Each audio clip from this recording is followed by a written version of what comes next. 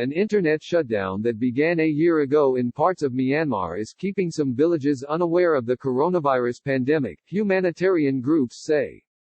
Restrictions on mobile internet were put in place in 8 townships in the state of Rakhine, and one in nearby Chin state, in June of last year amid fighting between the country's military and an ethnic minority, the Rakhine, and their Arakan army.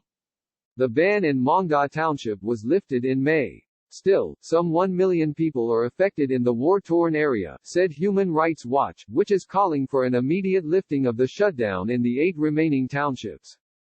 In a statement on Wednesday, the group, citing local groups and journalists, said the blackout had impeded efforts to coordinate aid distribution and disseminate up-to-date information on fighting in the region.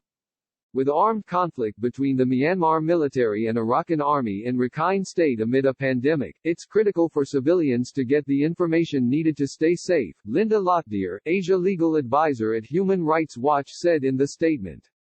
Human Rights Watch adds that the government has also blocked websites of independent and ethnic news sites alleging they were supplying fake news. Moreover, the independent rights watchdog notes the role Internet access plays in relaying information about COVID-19, protocols on self-quarantine and other practices to restrict the spread of the disease. According to tracking by Johns Hopkins University, at least 293 cases have been reported in Myanmar with 6 deaths tied to COVID-19. CNN reports that a handful of cases have been found in the Mongda and Buthidong in northern Rakhine State, where more than 100,000 Rohingya Muslims are crowded into camps as a result of a bloody campaign to drive the minority out of the majority Buddhist state. Major fighting between the military and ethnic Rakhine broke out early last year after a series of attacks by the Arakan army targeted police posts and killed 13 officers. Fighting between the insurgent group and country's military has wounded and killed hundreds and displaced tens of thousands. International organizations have accused Myanmar of human rights violations in its campaign.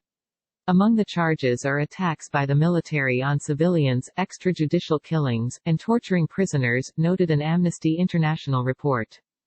On June 21 of last year, the government shut down mobile internet in the region saying it would maintain order amid the fighting, although human rights advocates contend the measures were to suppress news of human rights abuses by Myanmar, which is also known as Burma.